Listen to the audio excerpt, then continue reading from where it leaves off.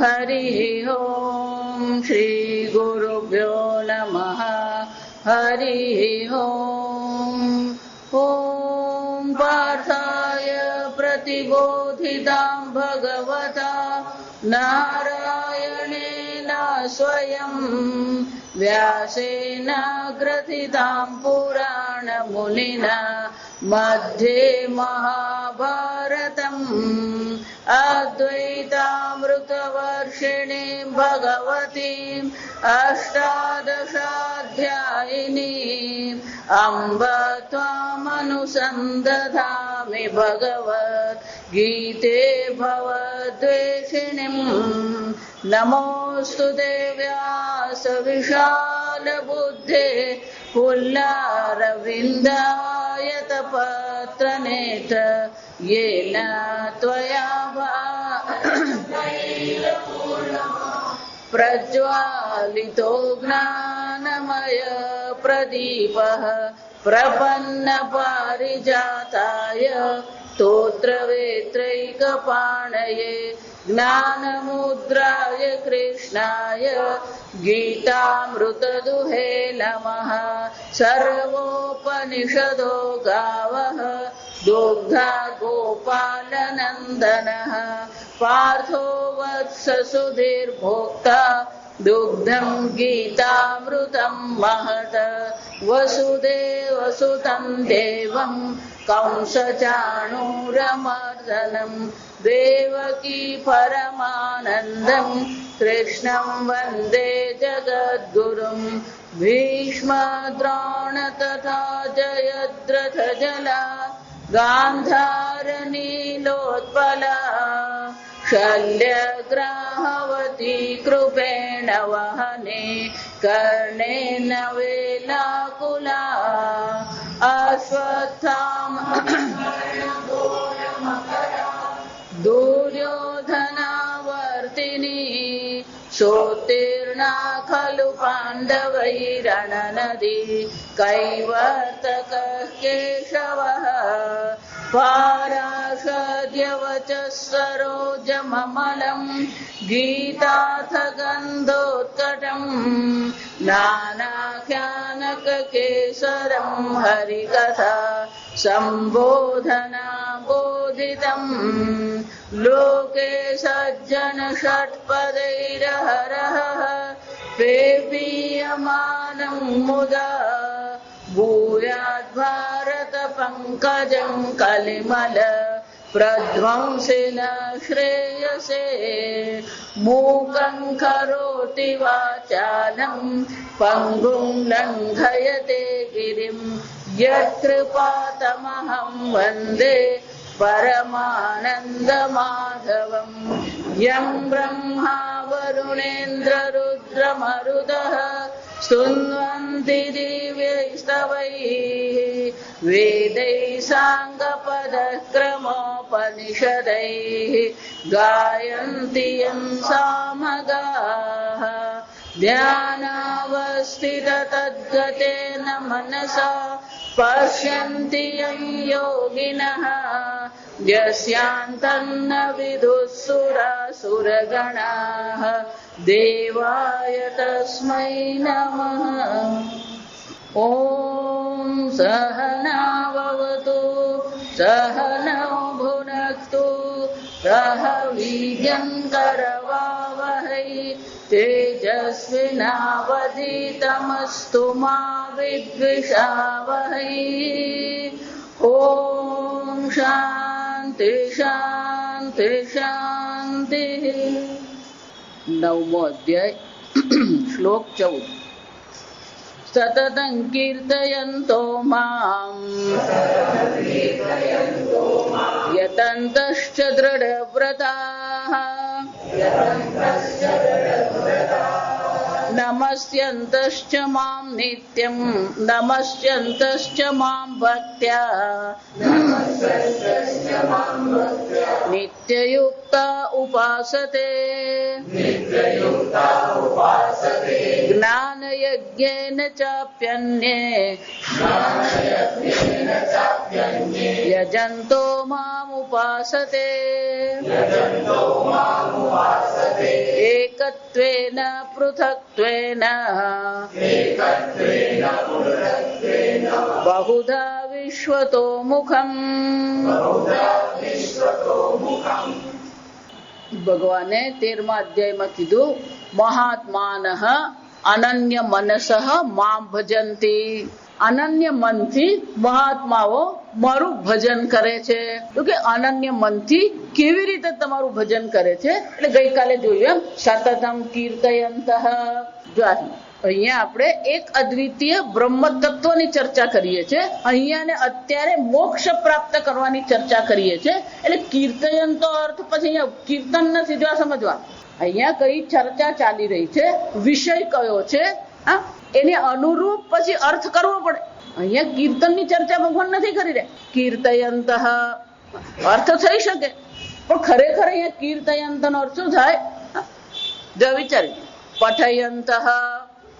સતત એ શાસ્ત્રનું અધ્યયન કરે છે, સતત એ પરમાત્માનું ચિંતન કરે છે. એક મહાત્મા ગંગા કિનારે રહેતા, નાની અમથી ઝૂંપડી બનાવીને રહેતા. જ્ઞાની હતા, અસંગ, પોતાની રીતે રહે. પેલું એમની પાસે જૂનું પેલું ઉપનિષદ નું પુસ્તક. રોજ સવારે એમનું સ્નાન આદિ બધું પતી જાય પછી પેલું ઉપનિષદ લઈને બેસે, પછી વાંચે. કિનારા પર બેઠા બેઠા શું કરે? વાંચે. એટલે એક પેલો સાધક ત્યાં પહોંચી ગયો. મહારાજ તમને ઉપનિષદ વાંચવાની શું જરૂર? આ ઉપનિષદ કેમ વાંચો છો? તો કે ના ઉપનિષદ વાંચતો નથી. હું જોઉં છું કે ક્યાં ક્યાં મારી પ્રશંસા કરી. જયારે ભગવાન એમ કે અવિનાશી તું તદ્વિદ્ધિ, તો ભગવાન કોની પ્રશંસા કરી રહ્યા છે? તમારે જ કરી રહ્યા છે. આત્મા અવિનાશી, બોલો 7મા આસમાન નો આત્મા અવિનાશી છે એમ નહીં. ભગવાન કોને કહી રહ્યા છે? તું અવિનાશી છે. યેન સર્વમિદં તતમ, જેના દ્વારા સંપૂર્ણ જગત વ્યાપ્ત છે, તું સર્વવ્યાપી છે. ઉપનિષદ વાંચવાનો ક્યારેય કંટાળો નહીં આવવો જોઈએ. વેદાંત વાંચવાનો ક્યારેય કંટાળો આવે જ નહીં. જો પૂજ્ય સ્વામીજી બહુ સરસ કહેતા, એ માણસ જે 1 વર્ષનું બાળક હોય ને ત્યારથી જ એને પેલા અરીસામાં જોવાની બહુ મજા પડે. એક જ વાર પેલા બાળકને કેવું પડે કે આ તું છે અરીસામાં. સમય મળે એટલે ક્યાં જઈને ઉભો રહે? બધું જાત જાતના ચાડા કરે. જો મોડાથી, હાથથી, અને એમાં મમ્મીનું પેલું કાજલ નું આવી ગયું કે કંઈક પણ હાથમાં લિપસ્ટિક આવી ગઈ, પછી શું કરે? બધું જાત જાતનું કરે. મોટો થાય ને પછી ક્યાંય પણ આમ અરીસો દેખાય ને તરત જ શું કરે? આમ જોઈ લે. જો આ દેહ જે મિથ્યા છે, જે તમે નથી, છતાં તેને હું માનો છો, અને એને જોવાનો, અરીસામાં જોવાનો જો આટલો આનંદ આવતો હોય, તો જે તમારું સ્વરૂપ છે, સચ્ચિદાનંદ સ્વરૂપ છે, એને જોવામાં કંટાળો આવે? જો તમે જ છો. શાસ્ત્ર કોણ? એટલે પેલું લલ્લુ પાન વાળા આપણું યાદ રાખવાનું. શાસ્ત્ર કોની ચર્ચા કરે? તમારી જ ચર્ચા કરે છે. અને છતાં પણ લોકોને રસ પડતો નથી. જો એટલે આગલા શ્લોકમાં કહી ગયા ને, મૂઢા, આ બધા કોણ છે? મોહિત થયેલા છે, મૂઢ છે, મૂર્ખ છે. પોતાના સ્વરૂપને ઓળખવાનું છે, પોતાને જ અવિનાશી ઓળખવાનું છે, પોતાને જ એક અદ્વિતીય બ્રહ્મ ઓળખવાનું છે, અને છતાં પણ એને શું થઈ રહ્યો છે? માતાજી વેદાંત તો શુષ્ક. આ પાછા કેટલાક લોકો, કેટલાક સંપ્રદાય શું કરે? આવો પ્રચાર પણ કરે, આ વેદાંત તો શુષ્ક છે. શુષ્ક છે? તું આનંદ સ્વરૂપ છે એમ કેવું એ શુષ્ક છે? માતાજી બહુ કંટાળો આવે વેદાંત. કંટાળો કોને આવે?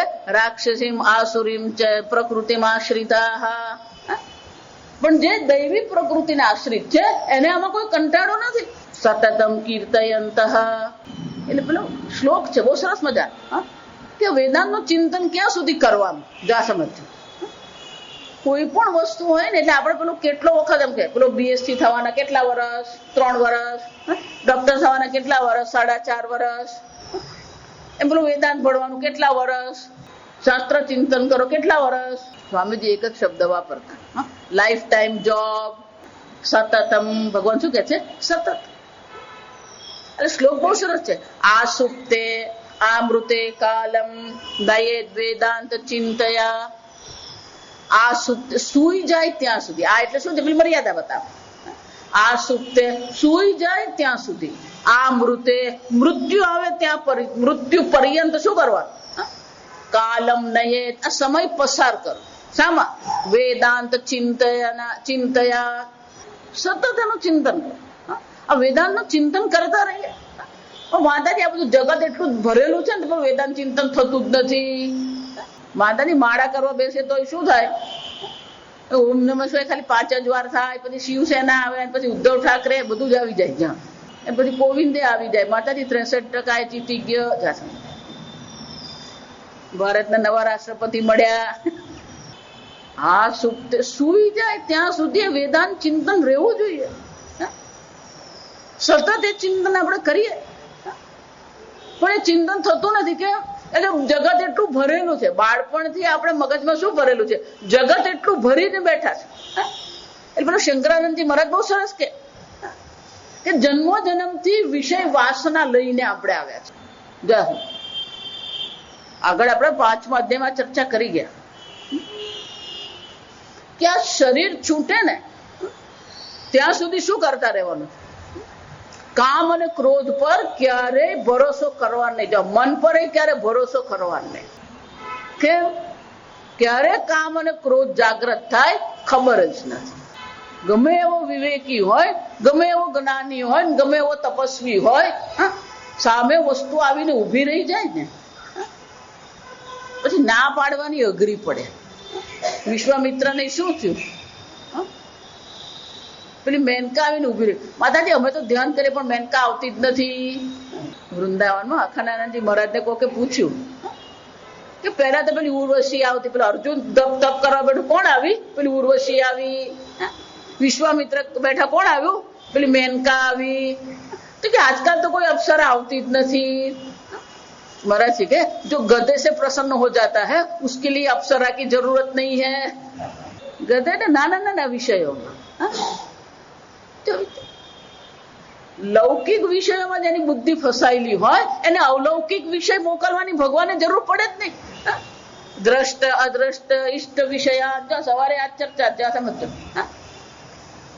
લૌકિક પારલૌકિક આ બધા વિષયો જે છે એમાં બુદ્ધિ આપણી ફરતી જ રહે છે. એટલે શંકરાનંદજી મહારાજ કે છે આ વિષય વાસના જે જન્મો જન્મની જે વિષય વાસના જે છે એને કાઢવી હોય તો ઉપાય એક જ છે. જો ગમે એટલા ઉપાય કરવા ને કરી ચૂકજો. એક જ ઉપાય. જો આગળ મેં કીધું કંટકમ કંટકે નહીં, કાંટો કાઢવો હોય તો પેલું બીજું ધારદાર વસ્તુ જોઈએ જ.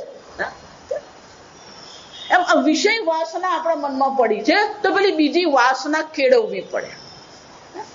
વાસનાને કાઢવી હોય તો શું કરવું પડે? પેલી વાસના કેળવવી પડે. એટલા માટે ભગવાન સતત એમ કહે છે, આ સમજો. તો કે કઈ વાસના? શાસ્ત્ર વાસના. વિષય વાસનાને કાઢવી હોય તો કઈ વાસના કરવાની? શાસ્ત્ર વાસના. સતત શાસ્ત્ર ચિંતન કરીએ. હું વારંવાર કહું કે અનેક પ્રકારના શાસ્ત્ર છે. વેદ પણ છે, વેદાંત પણ છે, રામાયણ છે, મહાભારત છે, ભાગવત છે, પુરાણ છે. બધું શાના માટે છે? એક કે બીજી રીતે આપણે એ પરમાત્માનું ચિંતન કરતા રહીએ. જો એટલે શંકરાચાર્યજીને પણ શું કહેવામાં આવે? શ્રુતિ સ્મૃતિ પુરાણાનામ આલયમ કરુણાલયમ. શંકરાચાર્યજી કોણ છે? શ્રુતિ સ્મૃતિ પુરાણાનામ. શ્રુતિ એટલે વેદ. શ્રવણ જેનું કરવામાં આવે ને શું કહેવાય? શ્રુતિ. સ્મૃતિ, શ્રુતિને આધારિત જે ગ્રંથો લખાયા એ બધાને સ્મૃતિ કહેવામાં આવે. જ્યાં ભગવદ્ ગીતા સ્મૃતિમાં આવે, મનુ સ્મૃતિ, યાજ્ઞવલ્ક સ્મૃતિ, અનેક સ્મૃતિઓ. આપસ્તંભ સ્મૃતિ. પુરાણાના અષ્ટાદશ પુરાણ, 18 મુખ્ય પુરાણ છે, 18 ઉપપુરાણ છે. ત્યાં સતત શું કરતા રહીએ? જેમ આ વિષય વાસના છે, હવે શું કરીએ? શાસ્ત્ર વાસના કેળવીએ. સતત શાસ્ત્રનું ચિંતન કરીએ. શાસ્ત્ર ચિંતન વગર બુદ્ધિ નહીં બદલાય. ગમે એટલું ગુરુને શરણે જઈએ ને ગમે એટલું કરીએ, પેલી વાસનાને કાઢશો કેમ તમે? મનમાં જે સુખ બુદ્ધિ પડેલી છે, મનમાં જે રાગ દ્વેષ પડેલા છે. અને એટલે મારે ભગવાન કે છે સતતમ કીર્તયંત પઠયંત. સતત શું કરતો રહે છે? એ શાસ્ત્ર અધ્યયન કરે છે. આપણે બધા બહુ નસીબદાર છે કે ગુજરાતીમાં વેદાંતના શું છે, અનેક પુસ્તકો ઉપલબ્ધ. વિદિતાત્માનંદજીના છે, પૂજ્ય સ્વામીજીના છે, તદ્રુપાનંદજીના, આ બધા શું છે, અનેક પુસ્તકો છે. અને અત્યારે જ થયા એમ નહીં, પહેલા પણ આ બધું હતું જ. અખાણાનંદ હતું, સસ્તું સાહિત્ય, બિલખામાં શું છે, નથુરામ શર્મા છે, અનેક વેદાંતના ગ્રંથો લખી ગયા. એ જ રીતે બોમ્બેમાં 2 પ્રેસ હતા, એક નિર્ણય સાગર અને બીજો ગુજરાતી પ્રિન્ટિંગ પ્રેસ. અનેક ગ્રંથો. સતત શું કરતા રહીએ, સતતમ કીર્તયંત, સતતમ પઠયંત, સતત એ શાસ્ત્ર અધ્યયન કરતા જ રહીએ. મામ યતંતશ્ચ, ગઈકાલે જોયું એ પ્રયત્ન પણ કરીએ આપણે ભગવાનને, એક અદ્વિતીય પરમાત્માને ઓળખવા માટેનો પ્રયત્ન પણ આપણો હોવો જોઈએ. ગઈકાલે કીધું એમ, આ મરકટ ન્યાય છે, માર્જર ન્યાય નથી. પ્રયત્ન તમારો જોઈએ. વેદાંતમાં શિષ્યનો પ્રયત્ન જેટલો વધારે તો એટલે શું કીધું, સહના ભવતુ સહનૌ ભુનક્તુ સહ વીર્યં કરવાવહૈ.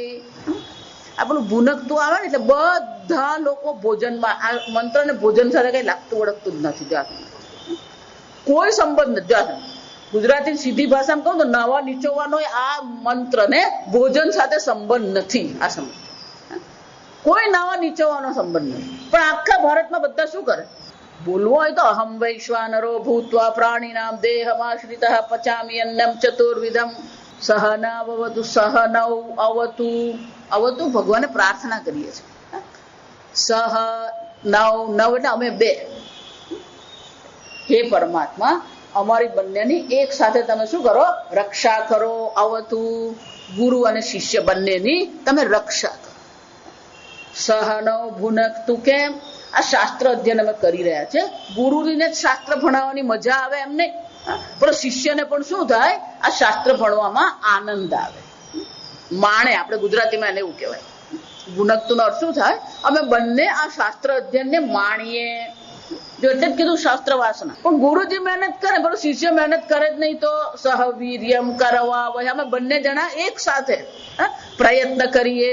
યતંતઃ વીર્યમ, વીર્યમ એટલે બળ. અહીંયા શારીરિક બળ નહીં, આ બૌદ્ધિક બળની ચર્ચા છે. મુંડક ઉપનિષદમાં આવશે. હવે એ મંત્ર આવવાનો જ છે. નાયમાત્મા બલહીને ન લભ્ય, મેઘ સમાન જળ નહીં, આપ સમાન બળ નહીં. આપણી મુશ્કેલી એવી છે કે સંસારના કામ હોય ત્યારે બધું જ થાય. જો વિચાર, પગ મોચવાઈ ગયો હોય અને દીકરીના લગ્ન હોય તો શું કરે, વેવાઈને એવું કહી દે કે આપણે 2 મહિના પછી કરીએ. લંગડાતા પગે દીકરીના લગ્ન કરે, જો વિચારી દો. પણ યજ્ઞમાં બેસવાનું કહીએ તો અને માતાજી મારું પગ બરાબર નથી, યજ્ઞમાં નહીં બેસાય. તો દીકરીના લગ્ન થાય, જો વિચારજો. આ સમજો, આપણી બુદ્ધિ જ કેવી છે, આપણું બળ કેટલું છે. આત્મબલમ હિ બલમ, આત્મબળ. પાણી જો છે, ભલે દરિયો આખો પાણી પરથી ભરેલો છે, પણ એ પાણી આપણને જીવન માટે કામ લાગતું નથી. કયું પાણી કામ લાગે, મેઘ સમાન જળ નહીં, આપ સમાન બળ નહીં. આત્મબળ હોય તો બધું જ પ્રાપ્ત થાય. બીજા શબ્દમાં એને આત્મકૃપા કહેવામાં આવે. આત્મબળ એટલે શું છે, આત્મકૃપા. જે પ્રયત્ન છે ને એ આત્મબળનો છે, આત્મકૃપાનો છે. શાસ્ત્રમાં 4 પ્રકારની કૃપા કહેવામાં આવે.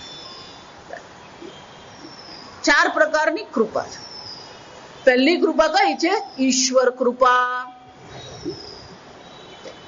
પહેલી કૃપા કઈ છે, ઈશ્વર કૃપા.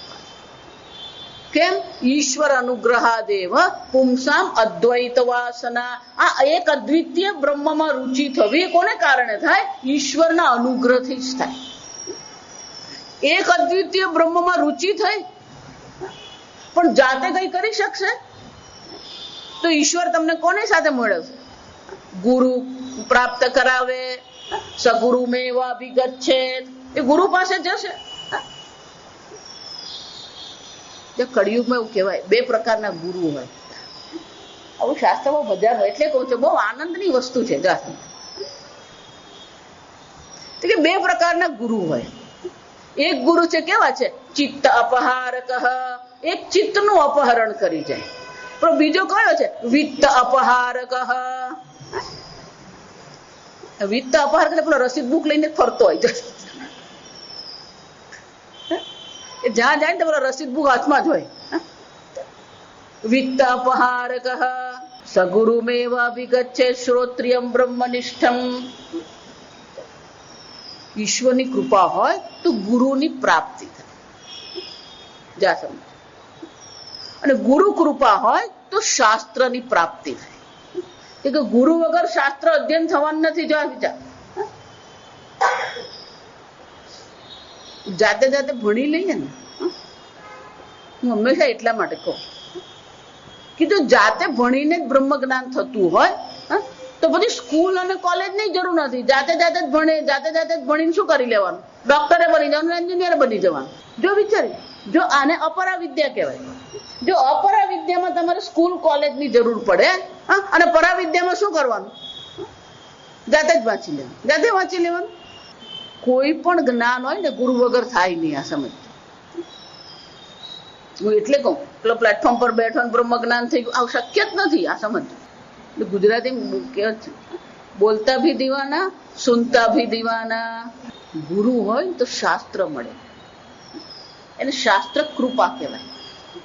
પહેલી ઈશ્વર કૃપા, ગુરુ કૃપા હોય તો શાસ્ત્ર પ્રાપ્ત થાય. અને શાસ્ત્ર કૃપા, જો આ વિચાર, શાસ્ત્ર કૃપા શ્રુતિ માતા જે છે, જો એટલે વારંવાર તમને આ ભગવદ ગીતા માટે પણ આપણે બોલીએ છીએ. શું બોલીએ? અંબ ત્વામ અનુસંદધામિ ભગવદ ગીતે. આ કોણ છે? આ ભગવતી ગીતા છે, અંબા છે. આપણે પેલું મંદિરની અંબા દેખાય આપણને, પણ આ તમારી સામે બેઠી છે કોણ છે?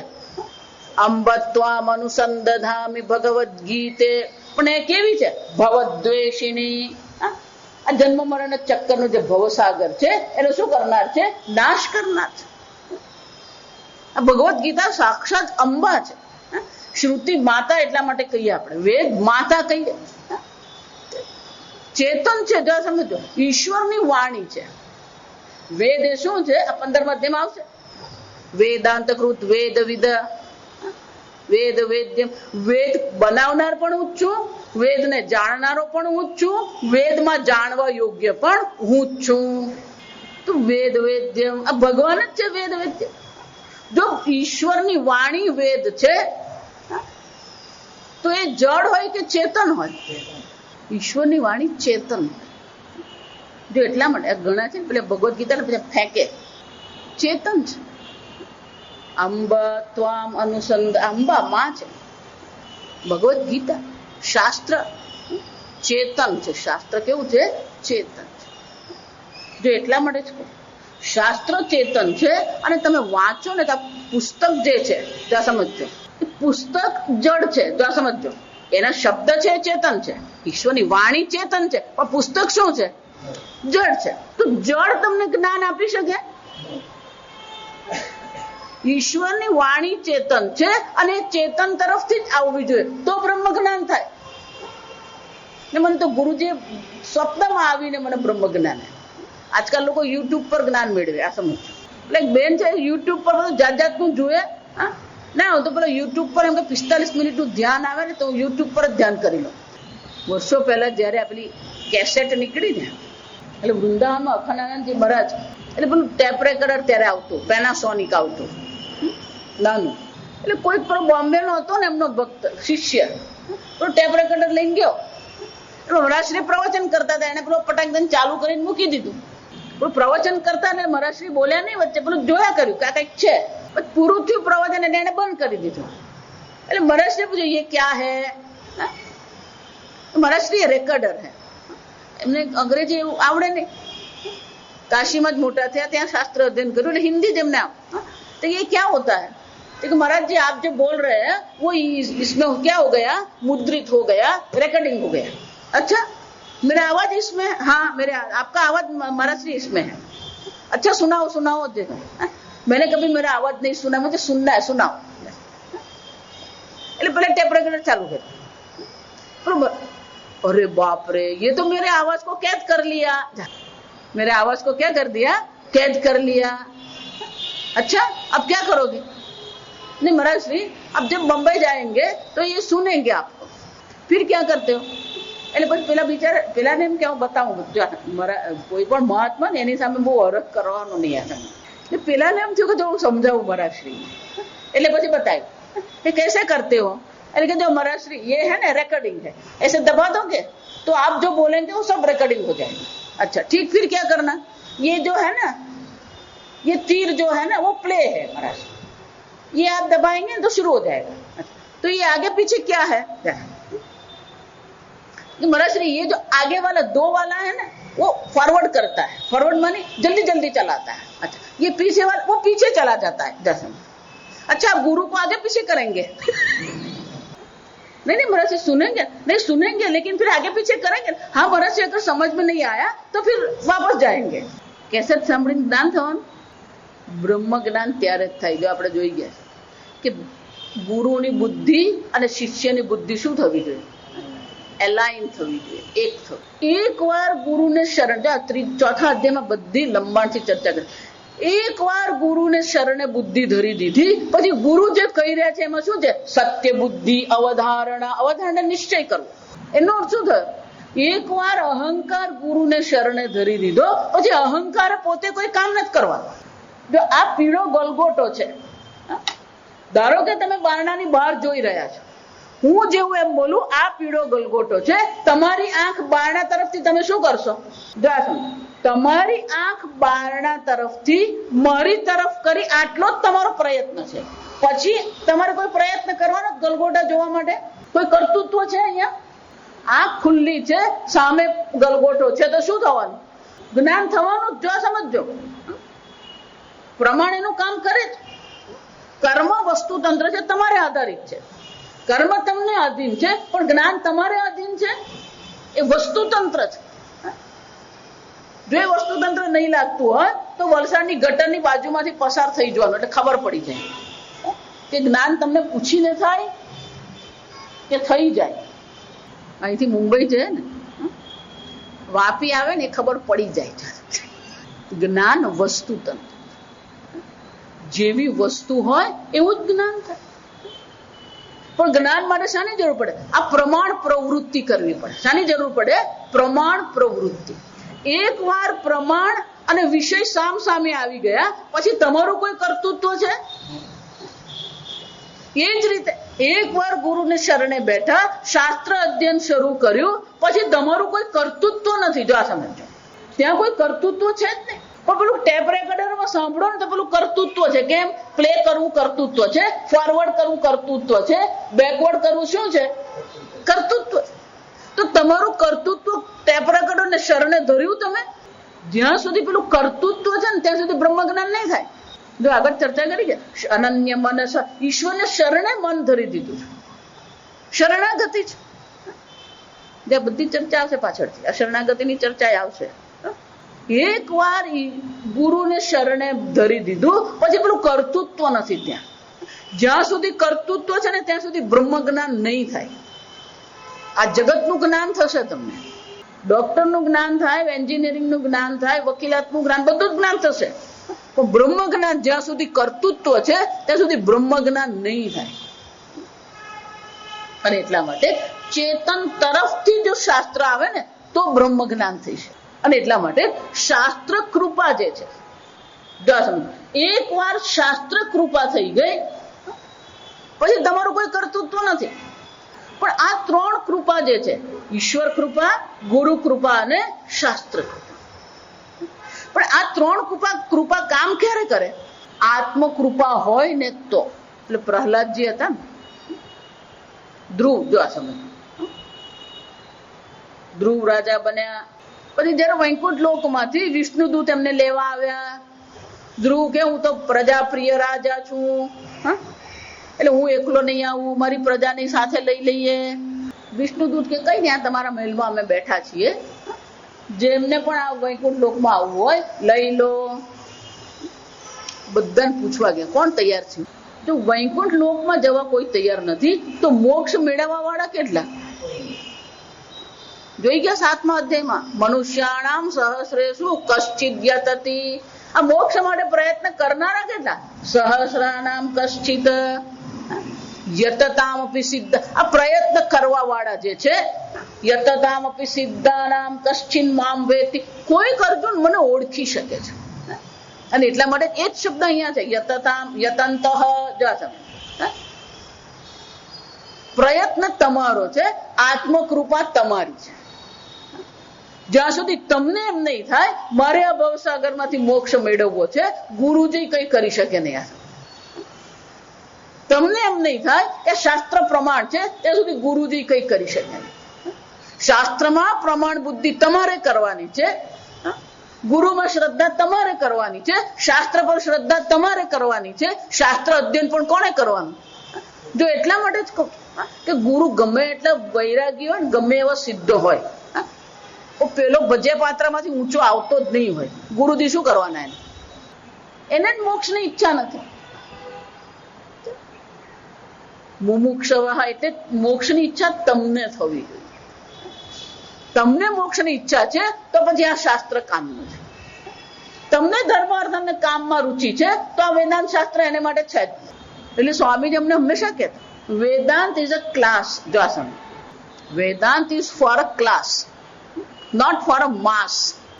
આપણે મને આખું વલસાડ આવીને બેસી કોઈ આવે જ નહીં. જો આ સમજ, અને વેદાંતના વર્ગ ચાલે ને એમાં બે પ્રકારના શ્રોતા હોય. એક કાયમી હોય અને બીજા ફ્લોટિંગ હોય, આવે જાય. જો તમે મન પડ્યું તો આવીને બેસી ગયા, મન પડ્યું તો આવીને જતા રહે. જાઓ, નિષ્ઠા નથી. આપણે યતનતાનો અર્થ શું થાય? એ નિષ્ઠાપૂર્વક આપણે કરીએ છીએ શ્રવણ. જ્યારે પણ શ્રવણની તક મળી તો શું કરી લેવાનું? શ્રવણ કરી લેવાનું. ના માતાજી અમારું ઘર બાંધતું, ઘર બાંધે પોતે બંધાયો. એને એમ કે હું ઘર બાંધું, પણ કોણ બંધાયો? જગતને ઠીક કરવામાંથી આપણે ઊંચા જ નહીં આવે. જો સમજો, એટલે ભગવાન શું કે છે? યતંતઃ, શાસ્ત્ર અધ્યયન માટેનો પ્રયત્ન તમારે કરવો પડે, આત્મકૃપા તમારે કરવી પડે. જ્યાં સુધી આત્મકૃપા નહીં થાય ત્યાં સુધી આ ત્રણ કૃપા પણ કામ કરતી નથી. અને એટલે જ મુંડક ઉપનિષદમાં કહે છે, અંગીરા મુનિ શું કહે છે? નાયમાત્મા બલહીનેન લભ્ય, જેની પાસે આત્મબળ નથી એને આ બ્રહ્મ જ્ઞાન થતું નથી. જો નાનું બાળક હોય ને, પછી પેલું આ બધા રમત ગમતમાં એને આપણે લગાવ્યું, પછી એને મનમાં મમ્મી મારાથી નહીં દોડાય. પછી મમ્મી શું કહે? ના રે ના, મારો દીકરો તો પહેલવાન છે. ગુજરાતી મને પોરસ ચડાવવાનું કહેવાય. રોજ આપણે દોડવા જઈશું, રોજ દોડાવે મમ્મી, મમ્મી દોડે ને એ દોડે. જા, તો જેમ પેલી માં એને શું કરે? પ્રોત્સાહન આપે. એને શું કહેવાય? પ્રોત્સાહન. એમાં શ્રુતિ માતાએ આપણને અનેક પ્રકારના પ્રોત્સાહન આપે. જો વિચાર, અનેક પ્રકારથી ઉપાય બતાવતા જ રહે છે. આ કર, આ કર, આ કર. સતતમ કીર્તયંતઃ યતંતશ્ચ, પ્રયત્ન કરતા જ રહેવા, છોડવાનો નહીં પ્રયત્ન. પડતા ઝાડ કરોડિયો, ભોય મહી પછડાય. હવે આ બધું અંગ્રેજી આવી ગયું ને, એવું ઠેકાણ આપણું ઘરનું અંગ્રેજી છે. હમટી ડમટી સેટ અને કઈ લાગતું બળકતું જ નથી. જો કાલ્પનિક જગત, કાલ્પનિક જગતની જરૂર જ નથી. બાળકને આપણે વાસ્તવિક જગતનું જ્ઞાન આપીએ. જો આપણે શીખીને પડતા ઝાડ કરોડિયો, ભોય મહી પછડાય, કેટલી વાર? પેલો 7 વાર એને પ્રયત્ન કર્યા, 8મી વારના પ્રયત્ને શું થયું? પેલું ઝાડું બની શક્યું. એમ આપણે પણ શું કરતા રહેવા? પ્રયત્ન કરતા રહેવા. યતંતઃ, સતત શાસ્ત્ર અધ્યયન કરતા રહીએ, સતત એ શાસ્ત્ર અધ્યયન કરીએ તો જ પછી પરમાત્મામાં આપણી બુદ્ધિ નિષ્ઠ થઈ શકે. અને એટલે ભગવાન કહે છે યતંતઃ પ્રયતતઃ દ્રઢવ્રતાઃ. અને એને માટે શાની જરૂર પડે? દ્રઢવ્રતાઃ, દ્રઢતા જોઈએ આપણે. મોક્ષ સિવાય, મોક્ષથી ઓછું મને કઈ ખપે એમ નથી. જો આ દ્રઢતા અહીંયા લાવવાની છે. પેલા નચિકેતાના કઠોપનિષદમાં યમરાજાએ શું કર્યું? બ્રહ્મ વિદ્યાની માંગણી કરી. પણ બ્રહ્મ વિદ્યાની જયારે માંગણી કરી ત્યારે યમરાજાએ વિચાર કર્યો, આ 5 વર્ષનું બાળક છે, એને શું બ્રહ્મ વિદ્યાનું જ્ઞાન આપવું? એટલે એને શું કીધું? ના, તું બીજું જે માગે તે તને આપવું. આ પૃથ્વીમાં જેટલું તને ભૂમિ જોઈએ, જેટલા ભોગ જોઈએ, પુત્ર પુત્રાદિ આયુષ્ય, જેટલું આયુષ્ય છે બધું જ હું તને આપું. નચિકેતાએ શું કર્યું? ના પાડી. આ લોકના અનેક પ્રકારના ભોગ બતાવ્યા, ના પાડી તો પેલા પરલોકના ભોગ બતાવ્યા. પણ નચિકેતાએ શું કીધું? નહીં દ્રઢવ્રતા. ગમે એટલા આકર્ષણ સામે આવે એમાંથી આપણે શું છે, આપણી બુદ્ધિને આપણે આકર્ષિત થવા દેવાની નથી. આ માયા દેવી જે છે ને, આગળ જોઈ ગયા 7મા અધ્યાય ભગવાન કહી ગયા, દૈવી એષા ગુણમયી મમ માયા દુરત્યયા. અર્જુન, આ મારી માયાને પાર કરવી અઘરી છે. દુરત્યયા એને પાર કરવી અઘરી જ છે. કેમ? ગુણમયી, આ 3 ગુણ વાળી માયા છે. પણ એક ઉપાય છે અર્જુન, કયો? મામેવ યે પ્રપદ્યન્તે માયામેતામ તરંતિ તે. ઈશ્વરને શરણે રહીએ. એક તળાવમાં રોજ પેલો માછીમાર જઈને માછલી પકડે. એક મહાત્મા ત્યાંથી વિતરણ કરતા કરતા ત્યાં આવ્યા. પેલો તળાવ જોયું, સાંજનો સમય હતો, એટલે એમણે વિચાર કર્યો અહીંયા હું શું કરી લઉં, સંધ્યા વંદના કરી લઉં, સ્નાન કરી લઉં. એટલે સ્નાન સંધ્યા વંદના કરવા બેઠા. એટલે એક માછલી હતી ને, એને એમ થયું કે આ મહાત્મા આપણને કંઈક ઉપાય બતાવશે. એટલે માછલીએ કીધું કે પેલો રોજ માછીમાર આવે અને આ બધી માછલીઓને પકડી જાય છે, કે એનાથી છોડાવો અમને. સાધુ મહાત્મા કે એક જ ઉપાય છે, જયારે પણ પેલો માછીમાર તળાવમાં ઉભો રહે અને ઝાડ નાખે ને તો એના પગ પાસે જઈને બેસી જજે. શું થશે? ઝાડમાં ફસાય. એમાં ભગવાન માયાવી છે. જો આ સમજ, ભગવાન કોણ છે? આ માયાવી છે. માયા અધ્યક્ષેણ પ્રકૃતિ સૂયતે. જ્યાં સુધી ભગવાનની સામે છો, જ્યાં સુધી માયાની સામે છો, ત્યાં સુધી માયા તમને શું કરતી રહેવાની? અટવાતી રહે. એવી અટવાવે ને, ચક્કર ચડાવે તમને. પણ એ માયાવી જે પરમાત્મા છે, માયા જેને અધીન છે, એ પરમાત્માને ચરણમાં જો બેસી ગયો તો માયા શું કરવાની? કંઈ કરી શકે નહીં. જો આ વિચાર, મામેવ યે પ્રપદ્યન્તે માયામેતામ તરંતિ તે. ઈશ્વરની શરણાગતિ અને શાસ્ત્ર અધ્યયન, આને યતંતઃ કહેવાય. અને એને માટે શાની જરૂર પડે? દ્રઢવ્રતા, સ્થિરમ અચાંચલ્યમ. કોઈ પણ પ્રકારે ક્યાંય કોઈ બાંધછોડ નહીં. જેમ નચિકેતાએ કહ્યું, પેલું યમરાજા કે ના ના, આ તો દેવતાઓને પણ શું છે, આ દેવતાઓ માટે પણ દુર્લભ છે. પેલું નચિકેતા દેવતાઓ માટે દુર્લભ છે તો હવે મને જોઈએ જ. આને કહેવાય દ્રઢવ્રતા. કોઈ બાંધછોડ, શાસ્ત્ર અધ્યયનમાં કોઈ બાંધછોડ નહીં, ભગવાનની ભક્તિમાં પણ કોઈ બાંધછોડ. આ જગત ચાલતું જ રહ્યું. તમે એમ માનો ને કે હું છું તો ચાલ. આજ તમારા વગરે આ જગત શું છે? તમે નતા ને ત્યારે આ જગત ચાલતું જ હતું, ને તમે નહીં રહો ત્યાર પછી પણ શું થવાનું? અને એવું માનતા નહીં કે બહુ લાંબુ જીવે, કશી કોઈને ખબર જ નથી. ન જાણ્યું જાનકી નાથે સવારે શું થવાનું, ક્યારે શું થઈ જાય ને ક્યારે આ શરીર છૂટી જાય ને ખબર જ નથી. પણ આ શરીર છૂટે પહેલા શું કરી લેવાનું? આ શાસ્ત્ર અધ્યયન કરી લે, શાસ્ત્ર વાસના કે લે. અને તે શું કીધું? આ સુપ્તે આ મૃતે કાલમ નયે. આ કાળ પસાર શામાં કરવાનો? શાસ્ત્ર અધ્યયનમાં અને ભક્તિમાં સમય પસાર કરવાનો. કેમ? શાસ્ત્ર અધ્યયન કરીએ, ભગવાનની ભક્તિ કરીએ તો એનો ઉપાય બહુ, એને કારણે બહુ મજાનું એક સાઈડ ઇફેક્ટ છે. જો આ સમજ, કોઈ પણ વસ્તુ આપણે કરીએ ને એની સામે પણ આપણે બીજું કંઈક મળે. બાય પ્રોડક્ટ કહેવાય એને. આ કેમિકલ બધી ઇન્ડસ્ટ્રી છે ને, એમાં બાય પ્રોડક્ટ આવે. આ સુગર ફેક્ટરીમાં પેલું બાય પ્રોડક્ટ આવે. એમ આ જો કરીએ ને પેલું બાય પ્રોડક્ટ છે. કયું બાય પ્રોડક્ટ? એટલે કે છે આ સુપ્તે આ મૃતે કાલમ નયેદ વેદાંત ચિંતયા. બીજું શું થશે? દદ્યાના અવસરમ કામા મનાગપી. મનમાં પેલા કામનાને કોઈ વખત મળે જ નહીં.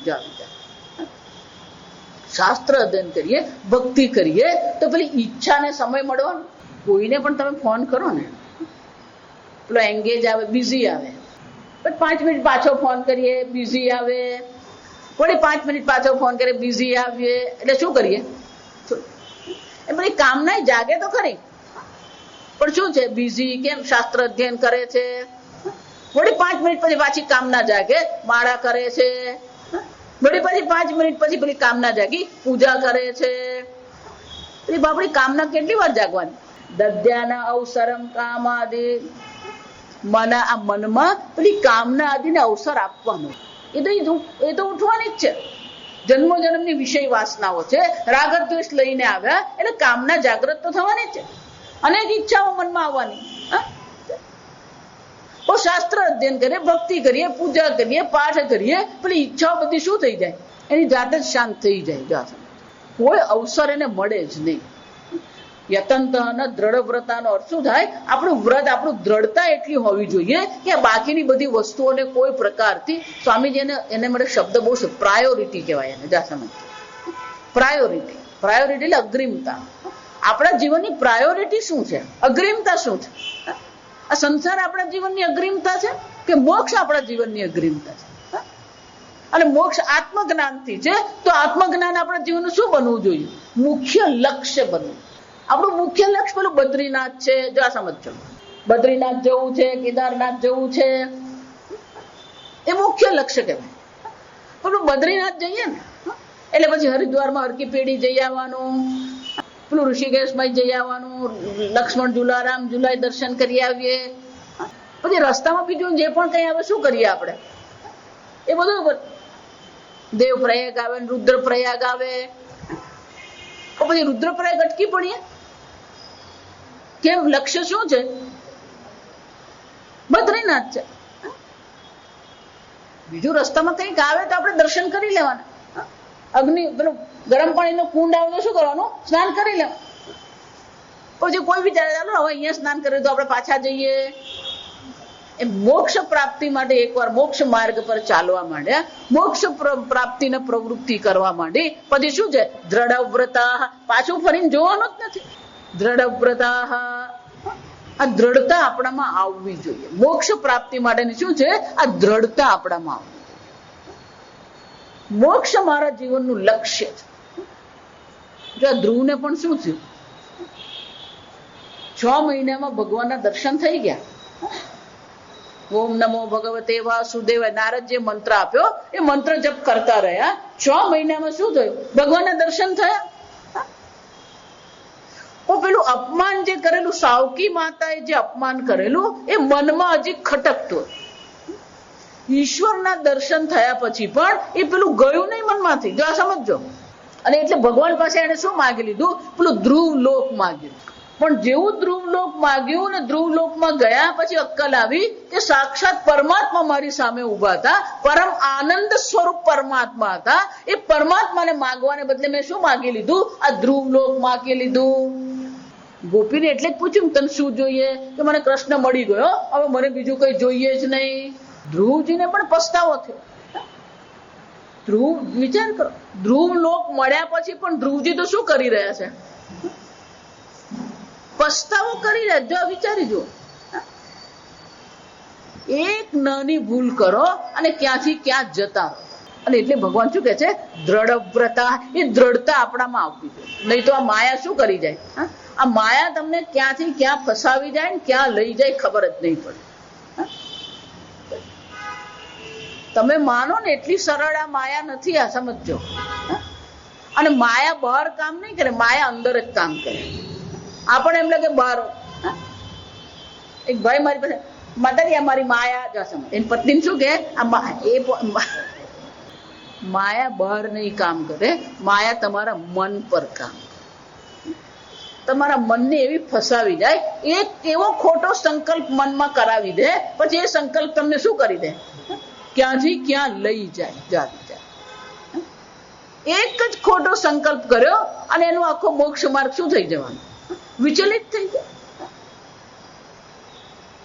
અને એટલે ભગવાન કે છે દ્રઢ વ્રતા. એક વાર મોક્ષ માર્ગ પર શાસ્ત્ર અધ્યયન શરૂ થયું પછી ત્યાંથી હટવાનું નથી.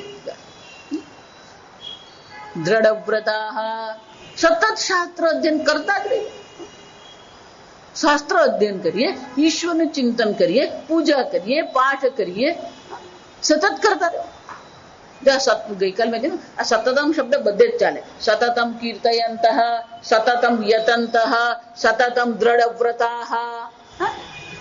સતતમ જે છે કેવો છે? એ શબ્દ બધાની સાથે જ લગાડવાનો. સતતમ દ્રઢ વ્રત. એની દ્રઢતામાં કોઈ પ્રકારે પણ શું છે? બાંધછોડ નથી. દ્રઢ વ્રતા. નમસ્યંતશ્ચ મામ ભક્ત્યા. આપણે ભગવાનને નમસ્કાર કરીએ જો, પણ ભગવાનને નમસ્કાર પણ આપણે શાના માટે કરીએ? મારા છોકરાને પાસ કરી દેજો, ભગવાન કોઈ સારી છોકરી બતાવજો. અમારી પાસે આવે ને તો આવવા માટે જ આવે. એક ભાઈ મારી પાસે આવીને મને કે, માતાજી આ બધા અમેરિકન બધે ફર્યા કરો, કઈ એકાદ છોકરો શોધી કાઢજો. આને શું કહેવાય? પેલી વિષય વાસના એટલી દ્રઢ છે કે ગોળ ફરી ફરીને મન પાછું કોનું ચિંતન કરે? એ જ ચિંતન કરે. મહાત્મા પાસે જઈને એ જ ચિંતન. એટલે ભગવાન શું કહે છે? નમસ્યંતશ્ચ મામ ભક્ત્યા, ભક્તિપૂર્વક ભગવાનને નમસ્કાર કરવાના. પણ એ નમસ્કાર કેવા છે? ભક્ત્યા, ભક્તિપૂર્વક. ના માતાજી બહુ સરસ આશ્રમ. પછી તું આશ્રમ જોવા જાય, ભગવાન જોવા જાય. આપણને બહારની વ્યવસ્થા એટલી આકર્ષિત કરે છે. અનેક સંપ્રદાયો છે, એ સંપ્રદાયમાં એટલી શિસ્ત છે, એટલી સ્વચ્છતા છે ને આપણે એનાથી એટલા આકર્ષિત થઈ જઈએ વ્યવસ્થાથી. પણ વ્યવસ્થા છે, સ્વચ્છતા છે, શિસ્ત છે એટલે બ્રહ્મજ્ઞાન થયું. બહારની વ્યવસ્થા અને બ્રહ્મજ્ઞાનને શું સંબંધ? હું બધાને એટલે કહું કે આટલા વર્ષો 83 જો આ સમજો 83 83 થી હું ઋષિકેશ જાઉં છું. હજી પેલું હરિદ્વારમાં મનસા દેવી, ચંડી દેવી દર્શન કર્યા જ નથી. હજી લક્ષ્મણ ઝુલાના મેં દર્શન કર્યા નથી ઋષિકેશ. ને રામ ઝુલા જઈએ છે શાના માટે? ત્યાં પેલા પુસ્તકો મળે, ગીતા પ્રેસ ને ત્યાં દુકાન છે. ઋષિકેશ શાના માટે જઈએ? એક વાર જોઈ લીધું પછી શું કરવાનું? પણ આપણી બુદ્ધિ બહિર્મુખ એટલી બધી છે કે બહારની વસ્તુઓ જ બધી જોતી રહે છે. કોઈ પણ સંપ્રદાય જો એટલા માટે કોઈ પણ સંપ્રદાય ઈશ્વરની ભક્તિ છે. ભક્ત્યા નમસ્યંતશ્ચ, ઈશ્વરની ભક્તિ. ઈશ્વરના અનુગ્રહ વગર આ કોઈ વસ્તુ પ્રાપ્ત થવાની જ નથી. અત્યારે તમે જીવી રહ્યા છો એ પણ શું છે? ઈશ્વરનો અનુગ્રહ છે. જો 7મા અધ્યાયમાં જોઈ ગયા, આપણે જે જીવન જીવી રહ્યા છે એ કોણ છે? ઈશ્વરનો અનુગ્રહ છે. એ જ ઈશ્વરનો અનુગ્રહ થાય તો ગુરુ પ્રાપ્તિ થાય, એ ગુરુની પ્રાપ્તિ થઈ તો શાસ્ત્ર પ્રાપ્ત થાય. અને એટલે ભગવાન કહે છે નમસ્યંતશ્ચ મામ ભક્ત્યા, ભક્તિપૂર્વક. એટલે શંકરાચાર્ય બહુ સરસ કે હૃદયે શયમ આત્માનમ ભક્ત્યા નમસ્યંતશ્ચ. જો પૂજા કરીએ ત્યારે પણ કયો શ્લોક બોલો? દેહો દેવાલય પ્રોક્ત. આ દેહ કોણ છે? દેવાલય. જીવો દેવ સનાતન. આ આત્મા જ કોણ છે? આ સનાતન દેવ છે, નિત્ય આત્મા છે. એટલે શંકરાચાર્ય કે છે હૃદય શયમ. આ હૃદયમાં જે શયન કરી રહ્યા છે, આ હૃદયમાં જે ઈશ્વર જે છે એનો આપણે પહેલા શું કરીએ? નમસ્યંતશ્ચ આત્માનમ. 18મા અધ્યાયમાં ભગવાન કહે છે ઈશ્વર સર્વભૂતાનાં હૃદ્દેશે અર્જુન તિષ્ઠતિ. આ ઈશ્વર ક્યાં છે? સર્વના હૃદય દેશમાં આ ઈશ્વર વિલસી જ રહ્યો. હૃદયમાં રહેલા એ ઈશ્વરને આપણે નમસ્કાર. નમસ્કારના 2 અર્થ થાય. નમઃ નમઃ. નમઃ નો અર્થ શું થાય? નમઃ ઓમ નમઃ શિવાય. નમઃ ઇતિ નમઃ. અહીંયા જે કઈ છે એમાંનું કોઈ વસ્તુ મારી છે જ. મારી એમ કહીએ ને એટલે અહંકારથી શરૂ કરવાનું. અહંકાર, બુદ્ધિ, મન, ઇન્દ્રિય, દેહ, આ જગતના સંબંધ, આ બધા પ્રત્યે શું આવવું જોઈએ? નમઃ. આ ભગવાને તમને વાપરવા માટે આપેલ. તમે ટ્રસ્ટી છો, વહીવટ કરતા કહેવાય. શું કહેવાય? ટ્રસ્ટી એટલે કોણ છે? વહીવટ કરતા. શરીર તમારું નથી. જો સમજ, શરીર તમને ભગવાને આપ્યું છે. પૂજ્ય સ્વામીજી એટલે કહે everything is given to you. આ બધી વસ્તુ તમને શું છે? આપવામાં આવી છે. ભગવાન કહે છે આ ઇન્દ્રિય તને આપી, આ મન તને આપ્યું, આ બુદ્ધિ તને આપી, આ શરીર તને આપ્યું. હવે એને ક્યાં વાપરવું એ તારી ઈચ્છા. આ સંસારના ચક્કરમાં ફેરવતો રહેશે તો પછી શું થવાનું? પુનરપી જનનમ પુનઃ. જો અહીંયા જોયું કે જગત વિપરિવર્તતે. આ પરિવર્તનશીલ જગતમાં એ ભટકતો જ રહેવા. ક્યાંય મમતા કરવાની જ નહીં. ન મમ. ઈશ્વરને નમસ્કાર કરીએ ત્યારે કઈ ભાવના હોવી જોઈએ? અહીંયા જે કઈ છે બધું ઈશ્વરનું છે, મારું કઈ જ નથી. ના મમ. નમસ્કારનો બીજો અર્થ છે મારી બુદ્ધિ હું તમારે શરણે ધરું છું. શરણાગતિ. નમસ્કારનો બીજો અર્થ શું થાય? શરણાગતિ. પહેલો અર્થ છે મારું કશું નથી, બીજો અર્થ શું છે? શરણાગતિ. હું ઈશ્વરને શરણે છું. ઈશ્વરને શરણે જવાનું નથી, તમે ઈશ્વરને શરણે છો. પુરુષ સૂક્તમાં કહેવામાં આવ્યું પૃથ્વી એ ભગવાનના ચરણારવિંદ છે, સ્વર્ગ ભગવાનનું મસ્તક છે, સૂર્ય ભગવાનના ચક્ષુ છે, ચંદ્ર ભગવાનનું મન છે, અગ્નિ ભગવાનનું મુખ છે. પૃથ્વી શું છે? ચરણ છે. તો તમે પૃથ્વી પર બેઠા છો, પૃથ્વી ભગવાનના ચરણ છે, તો તમે કોને શરણે છો? એ વિરાટ પરમાત્માને શરણે તમે છો જ. પણ આપણી બુદ્ધિ, આપણો અહંકાર એવો છે કે પેલું શરણાગતિ સ્વીકારવા જ નહીં. જો એટલે મેં આગળ કહ્યું કે જ્યાં સુધી અહંકાર ગુરુ અને ઈશ્વરને શરણે ધરીએ નહીં ત્યાં સુધી બ્રહ્મ જ્ઞાન નહીં થાય. પણ આપણી બુદ્ધિ એવી છે, હું કરું બધે શું કરતું હોય? અહમ કરોમી ઇતિ અહંકાર. એને નરસિંહ મહેતાએ ગુજરાતીમાં શું કીધું? હું કરું. તો આ એક જ શબ્દ છે, આ સમજો. ગુજરાતી ને અંગ્રેજી સંસ્કૃત જ છે. અહંકાર ને શું કહેવાય? અહમ કરોમી ઇતિ અહંકાર. હું કરું છું. કરવા વાળો ભગવાન છે અને આપવા વાળો કોણ છે? ભગવાન. પણ આપણે એવો અહંકાર કરીને બેઠા. એટલે નરસિંહ મહેતા શું કહે છે? હું કરું એ જ જ્ઞાનતા શકટનો ભાર જેમ શ્વાન તાણે. દરેક વ્યક્તિને પોતાના શરીર, પોતાના મન, પોતાની બુદ્ધિ, પોતાના બાળકો, પોતાના ઘર માટે શું હોય? એટલો બધો અહંકાર. 13મા અધ્યાયમાં જે મૂલ્યો આવશે ને એમાં આવશે અનહંકાર. એક મૂલ્ય કયું છે? અનહંકાર. કોઈ પ્રકારનો ધન, સંપત્તિ, પુત્ર, પૌત્રાદિ, કોઈ પ્રકારનો અહંકાર, એને જ શરણાગતિ કહેવાય. જ્યાં પેલો અહંકાર આવ્યો એટલે શરણાગતિ શું થઈ જાય? નીકળી. અને એટલે ભગવાન કહે છે ભક્ત્યા નમસ્યંતશ્ચ. ભક્તિપૂર્વક આપણે ભગવાનને નમસ્કાર કરીએ. હું ઈશ્વરને શરણે છું. હું ઈશ્વરને શરણે છું. આ બુદ્ધિ જો આવી જાય ને આપણા, તો 3 વસ્તુ આપણા જીવનમાં નહીં રહે. જો આ સમજો, જો ખરેખર ઈશ્વરની શરણાગતિ જીવનમાં હોય તો 3 વસ્તુ જીવનમાં નહીં. પહેલી વસ્તુ નહીં હોય, ભય નહીં હોય.